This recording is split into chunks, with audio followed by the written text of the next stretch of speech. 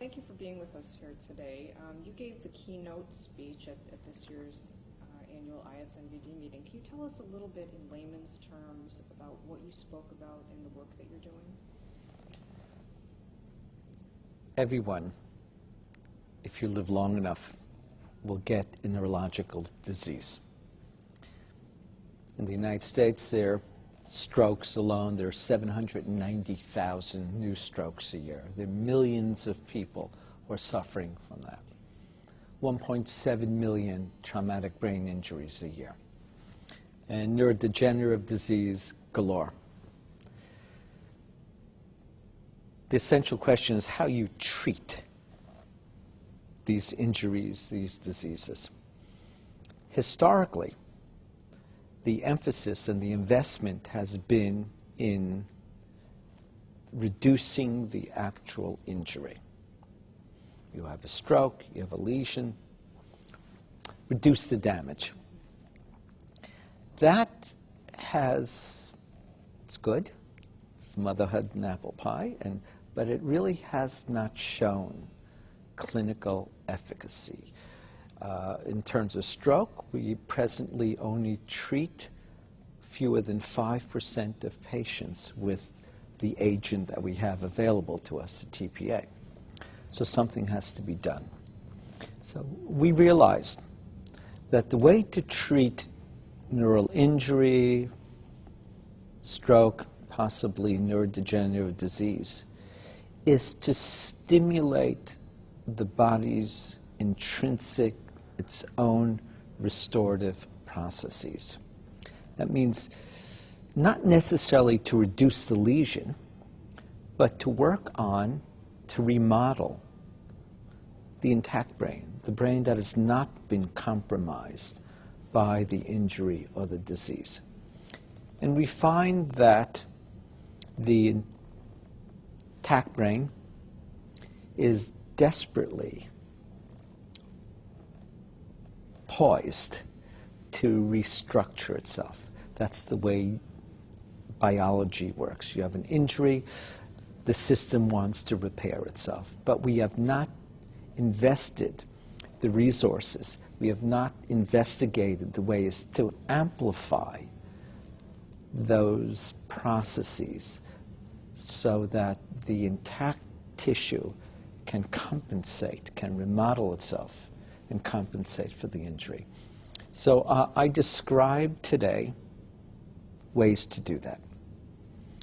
I showed that by means of cell-based therapies, pharmacological therapies, that you can treat the intact brain and restore and greatly improve neurological function after an injury.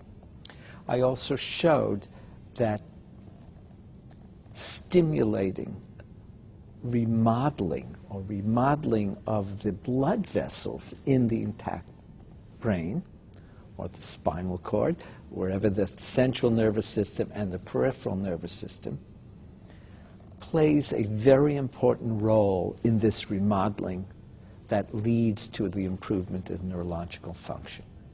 And how do you do that? How do you stimulate in a way that will actually lead Well, to you have to know the molecular triggers, and that's what, so we, for instance, with cell therapies, where people refer to that as stem cell therapies. What the cells essentially do is that they enter the tissue, and they act almost like little consultants, little McKinseys. They go and they speak, they communicate with the neighbors, with the cells that reside in the tissue, and they act to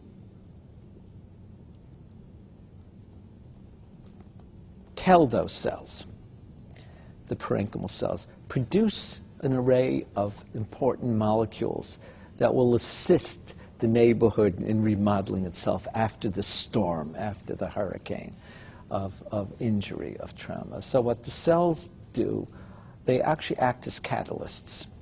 They evoke response from the intact tissue to produce agents that then remodel the blood vessels, increase the production of blood vessels, and that leads to the production of new brain cells and new connections, and initiates a whole cascade of recovery. And where is this work currently? I mean, are you still in the research phase? Are your techniques being utilized? No. These techniques are now being utilized. I think we have redesigned the approach to the treatment of neurologic disease, and we've created an area, and there are other people working on this, in restorative neurology. So agents like stem cells, those are really restorative agents for the treatment of neurologic disease. So cell-based therapy, at least for a stroke or trauma, doesn't necessarily replace the dead tissue. They really act to turn on endogenous, intrinsic restorative events. There's a clinical trial that's been, there are a number of clinical trials with pharmacologic agents now that are really designed to be restorative, not necessarily to reduce the damage, but really to activate, to stimulate the intrinsic restorative processes. So by doing that, are new cells being created? There are many things that occur. There's a tapestry of recovery. There are new cells that are being created. There are new cells, there are new blood vessels that are being created. That works together, that weaves, creates an environment, the microenvironments within the brain that causes new synaptic connections, extension of axons. And that only works, not only does it work locally in the brain, but I didn't present the data today, but if you have an injury locally to a site in the brain, and you stimulate restorative responses in the vicinity of it, those restorative responses really extend throughout the central nervous system, even in to the spinal cord, so that when you stimulate recovery with a cell-based therapy or restorative therapy, you will see new wiring in the spinal cord by the motor neurons that correlate beautifully with the improvement in neurological function. So then what are you seeing as a result of these treatments in the patients? I mean, what are the basic patient outcomes? Well, they're in clinical trials now, and they're phase 1, phase 2 clinical trials. There was an interesting paper that was published, I think, 2 weeks ago. It was actually a phase 1 where they used stem cells to treat, I believe it was macular degeneration.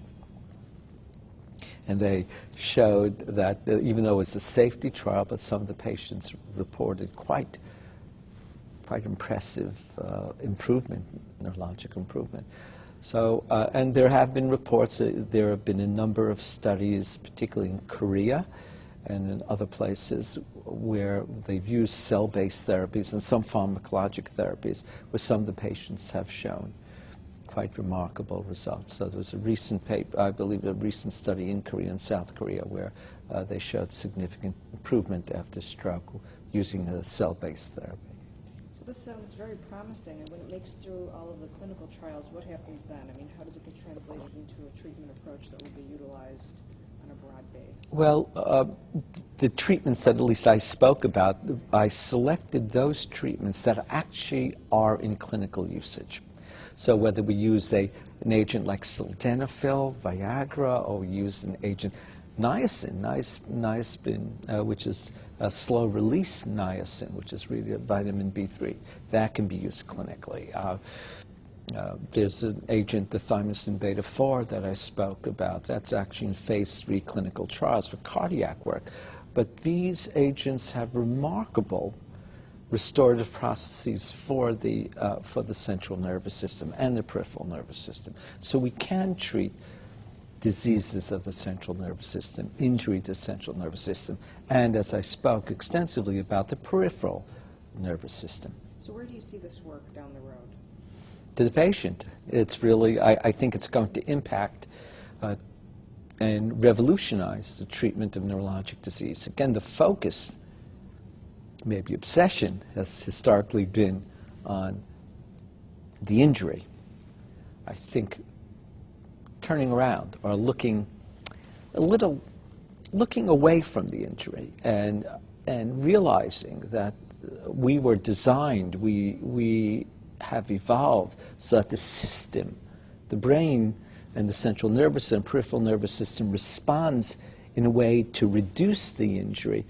The fact that we have demonstrated in the laboratory and in patients that we can amplify these responses, we will revolutionize the treatment of neural injury and possibly neurologic diseases. Well, it's fascinating work. Well, what have I not asked you? I mean, what's the most critical takeaway that you think really needs to... I think that the critical takeaway is that there really should be a great optimism, that there's been clear demonstration that the body, even the aged body, makes valiant attempts to restore neurologic function. Our job is to assist these processes. And if we assist and amplify these processes, we will see far better outcomes from neurologic disease. Thank you so much, Dr. Chopp. My pleasure. Anything I missed, Frank? I think you're good. Okay. Thank you.